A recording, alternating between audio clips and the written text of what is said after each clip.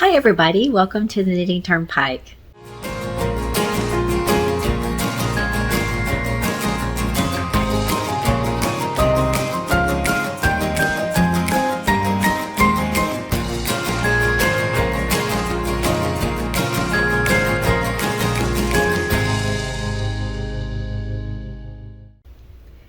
Welcome to the Knitting TurnPike. My name is Gina Pike. I'm so very happy that you're here with me today. Today we're going to be doing a vlog, the last vlog of 2022. And I'm going to be sharing with you a couple of projects I've been working on and will be working on over the next month.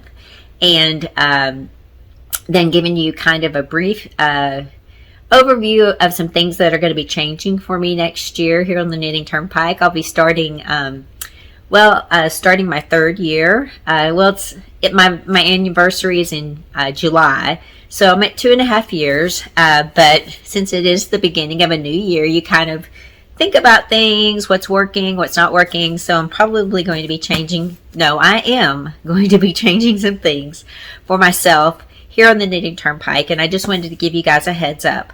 Some of you may not like this. Some of you may like it. I don't know. We'll just have to see. And don't hesitate to put comments down below or send me email if you don't want to put a comment about any concerns you may have about any of the stuff I'm mentioning. The first thing I want to talk about is I'm probably going to be doing more of a vlog type of a video. I really enjoyed doing Vlogmas. It was a lot of fun. I'm not going to be sharing all the details of my day. I really got into sharing everything.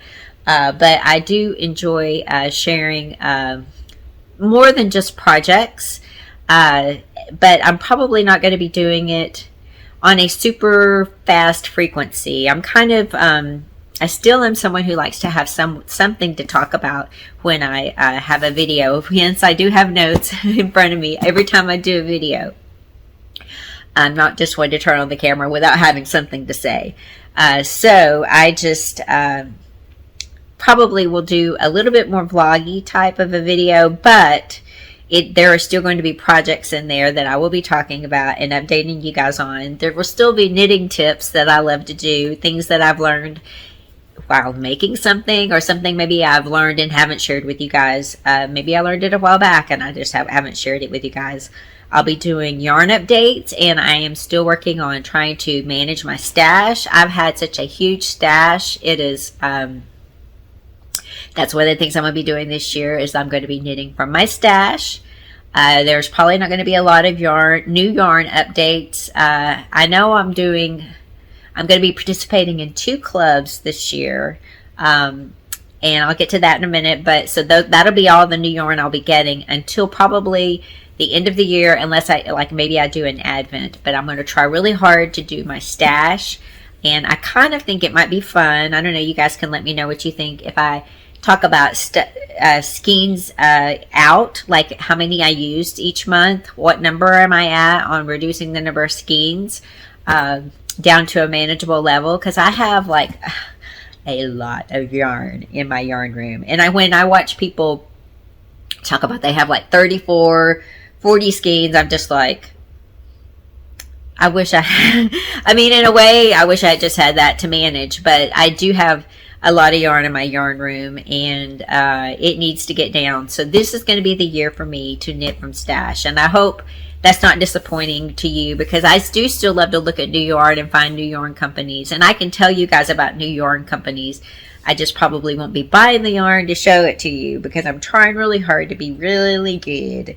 But if you're interested in learning more about my stash reduction and my plans for that, and how I do it and how I organize it and how I track it, I'll be glad to share that. Just let me know. I think it would be fun, maybe fun to see how much I take, how much I can reduce it each month.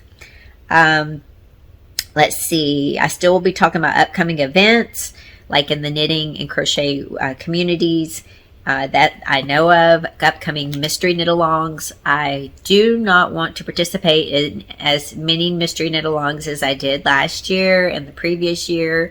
I do know that I will do, there are some designers I just will do their mystery knit-alongs, like Rami Hill. She's one of my favorites. I will do her mystery knit-along when it comes along in March and beginning of April. That one I'll do. I'm not sure about some of the others that I participated in the last year. I kind of got sucked into a mystery knit along hole and black hole, and I'm not sure that I'm going to go down that black hole this year. I think I'll kind of want to focus on things that are on my list of things I've always wanted to make. Like I wanted to get to the butterfly papillon shawl last year, and I never did, and I have the yarn for it. So I want to do the things that are on my list that I want to make. So probably will be focusing more on that, less on the mystery knit alongs. And I've told you guys already about my giveaways. I'm probably going to have those like twice a month instead of once a month, because I think that will be more fun for me, and in more manageable chunks as well. And there we go. Those are kind of my plans, just to change it up a little bit. I'm going to be focusing more on, I want to do a lot more wearables like socks and sweaters. I've always wanted to do more socks and sweaters, so I've kind of got a lot of sock yarn built up. I got some plans for socks, a plan in my head. I need to put it on paper, but I'm going to be sharing more of that here this year. I still will be doing shawls. I love my shawls. I love my lace.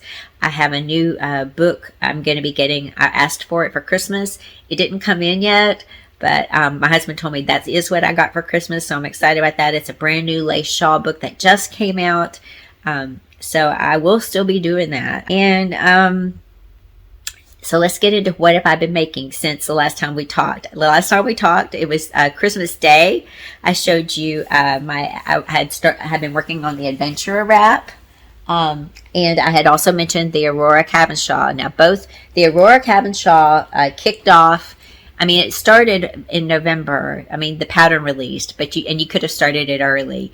But the official kickoff from Stephen West is December 26th, which is yesterday. Today's the 27th, and so a lot of people are casting on. To do that shawl, you need 5 skeins of yarn. Here's a picture of my 5 skeins of yarn. I'm doing a very autumn colorway. All right, so so I picked a beige, an orange, a gold, a red, and a brown. They're all fall colorways. Now there is some. I kind of looked at his kits when I was picking my yarns, and I noticed that the yarn he used for his color A and his color C were lighter in color than the B, D, and E. So I put my beige and my gold, which are my lightest colors, as my beige is color A, my color B is orange, my color C is gold, my color D is red, and my color E is the dark chocolate brown. So that's how I ordered mine. You can order them however you want to. There is I've started this shawl already. Here's my shawl through. I'm at the start of section 5, and this is what it's looking like. And it's getting to where the rows are getting very long. Here, I'll come up close. There's a lot of slip stitch color work. Really pretty. The one thing I'm kind of disappointed in is probably for one of the sections, it's going to be red and orange, and you can kind of see when I pull that out, there's a gold in there. But when you have the red and orange next to each other, I don't think that the lines that will be created with red and orange is going to be easily seen. So I think I might have to switch up my colors when I get to that section. I think that's on the chevron border section. That's my colors B and D. So I'm going to have to rethink that probably. And it'll mostly depend on how much yarn I have left after getting through all these different sections. Because I think, let's look at this real quick. I had it so for A and B, you need 340 yards. They're the least amount. For color C, you need 400. That's the most amount. Color D and color E, you need 380 yards. That's the usage. So again, 4 skeins of yarn, fingering weight, most of them are 400 yards. That should be good enough. Except for that color C, you might, if you are knitting a little bit looser than what he does, you might run out of that yarn. So you may want to have 2 skeins of that color C if you are a loose knitter. Anyway, here's mine again, and I'm to section 5. I'll be doing my section 5 starts with the slip stitch color work section again. You repeat this slip stitch color work section 3 times, I believe. There's section 5. Yep, you do it section 5, section 7, and section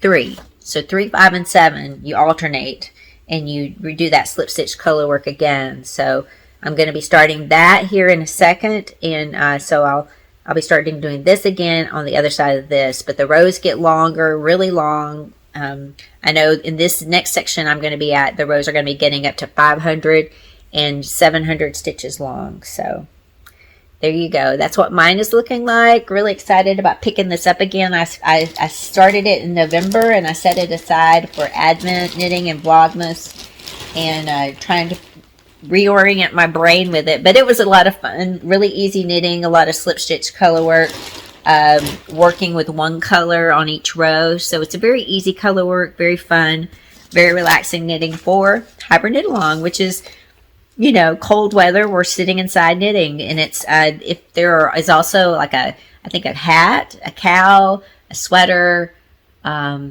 shawl pattern. This is the shawl pattern. There's 6 patterns in his hybrid knit along grouping. He's selling a book on his website, but you can buy the ebook in Ravelry. I just got the ebook in Ravelry because I think its book sold out pretty quickly, but they may have restocked it by now.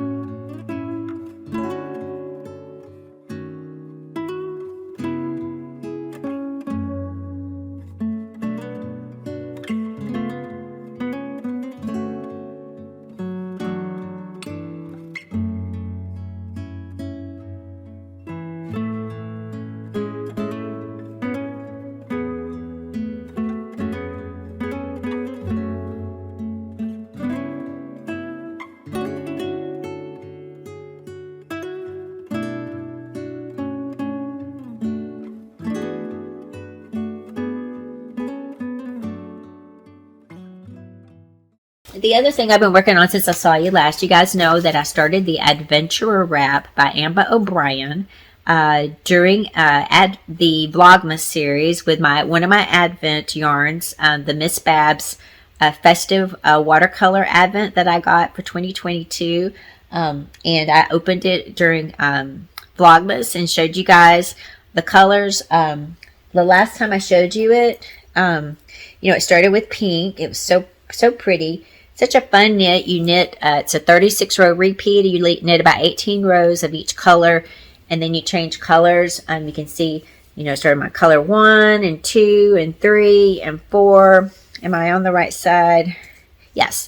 Okay. The last time I showed this to you guys, you can see where I was. I was at the at the snowflake stitch marker. I had gone through colors 1, 2, 3, 4, 5, 6, 7, and I was starting color 8, which is this lavender color. That's where I was when I showed you last. Since then, I have finished color 8, color 9, which is a blue color, color 10 is green, then another green, color 11, then another green, color 12, it's a yellowy green, and now I'm on color 13, which is a blue. I'm on color 13. You can see how much I've knitted since I've shown you last. Let me show you what this looks like. It looks so pretty. All these colors together. They did a good job of making these cohesive and blending so nicely. Even the blue blends nicely into the green, I think. But that's where I'm at. I'm on color 13. It goes to color 25. So I guess I'm about halfway done with this.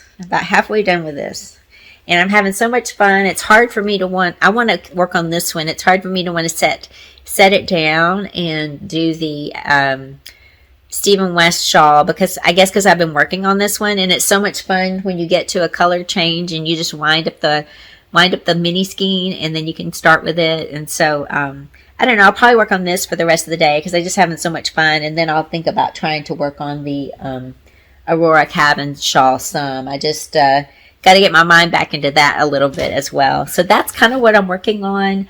I do want to cast on my pair of socks. I wound that yarn from Timber Yarns, and I want to work on casting on my socks for me and for Brian and start practicing that. And I try to get my mind back into how to make a sock, because I've only made one pair of socks. But this year is going to be all about socks for me. Socks and sweaters and tops. It's not just so much sweaters. I don't get to wear a lot of sweaters because I live in the South. But I want to make, I've got some really cute cotton yarns and linen yarns. And I want to make some really nice summer tops with some of those as well. So I can wear a little bit more of the things that I make. And don't get me wrong, I still love making lace shawls, and will always make lace shawls.